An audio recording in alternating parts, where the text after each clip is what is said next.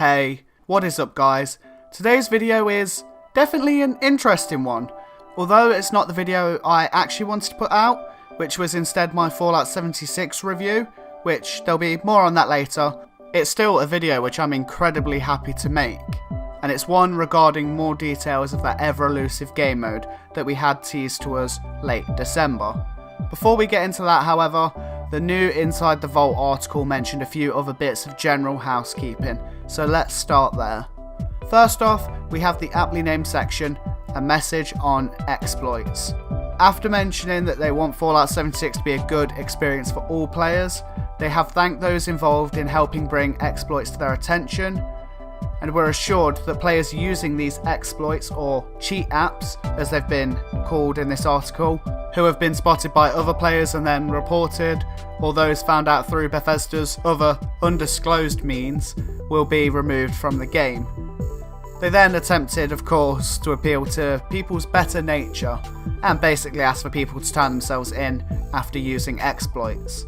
Moving on, however, they also commented on the very positive feedback from patch 5, which is still targeted for the end of this month. Although this isn't the complete list of changes for the patch, there'll of course be more details finalised later in the month. Two of those included, however, are changes to the 2-shot legendary mod and mod scrapping no more, which sound very contradicting in the same sentence. The 2-shot legendary mod, which of course is an annoyance to many, is being nerfed, and in patch 5, the damage bonus for 2-shot legendary modded weapons has been reduced to plus 25% damage, and the 2-shot legendary mod can no longer be looted in the world. This will probably annoy a fair few people, but I assure you this will do a lot less harm than removing any weapon that had the mod from the game, which I'm sure would definitely cause an issue with the community, especially seeing the popularity of these weapons. Now, have you ever scrapped your stuff for camp components and thought, shit, there was a mod in my inventory? Well, you may still think it when scrapping stuff, but you'll no longer have to worry about it. Patch 5 will have a fix so that loose weapon and armor mods must be scrapped manually to be used in crafting and repair. This is great news after a long loot run, where you've actually found a few mods, and then moments later, misplaced them, only to realise what you've actually done to them. Now, moving swiftly on, if you're a fan of events, which I'm sure most of you watching are, as am I have good news for you. Bethesda wants your help improving existing and future events with these questions, so I'll put them on screen now so you can read through them. But Bethesda wants to hear what players want from these events and what players want to see less of. They even want to better communicate events' current statuses so that when you join you will no longer be greeted by an emptied out area hoping for the event to still be on, which I'm sure a lot of us have done. I'm glad that that's finally going to be sorted out, hopefully very soon. As I was saying though, you can post on the forum linked in their post, or head over to Reddit and leave your thoughts there.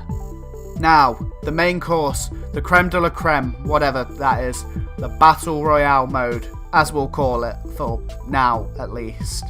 We haven't had much in terms of new details, but what Bethesda have hinted at is the following statement. Think of it like playing the game you're playing right now, but with no PvP rules. We want to introduce significantly more tension, drama, and consequences with every encounter with another human player. We'll go further into this new mode next week. So we have that to look forward to, whatever that is. My initial reaction from both the current gaming climate and personal experience is, of course, as the title of this video suggests, a Battle Royale mode. So of course we have the likes of Fortnite, PUBG, all of those massive games coming out. But when I was reading that, I actually had flashes of DayZ's early days, running into people and either attempting to communicate through voice chat with them cautiously or starting a firefight with all guns blazing, creating that tension and drama that Bethesda mentioned.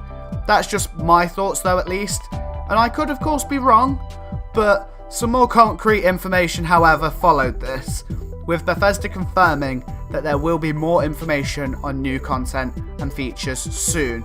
So not just this that we're going to be finding more about, but there's going to be a lot more content and features that they're going to speak about soon.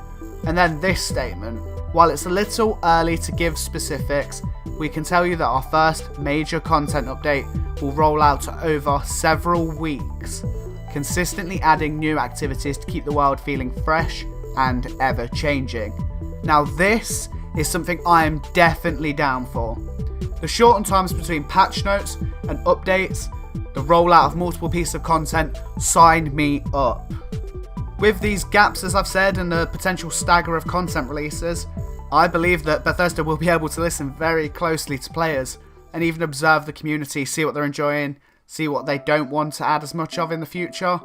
And this approach will definitely help turn Fallout 76 around. Although that's just my opinion, and that's actually it for the video. So make sure you leave your thoughts on everything mentioned down below. Remember to stay here for all the future content updates and more news regarding it. And remember to like the video if you enjoyed it, and subscribe if you haven't already. Anyway, like I said, that is it for this video. Thank you very much for watching, and peace.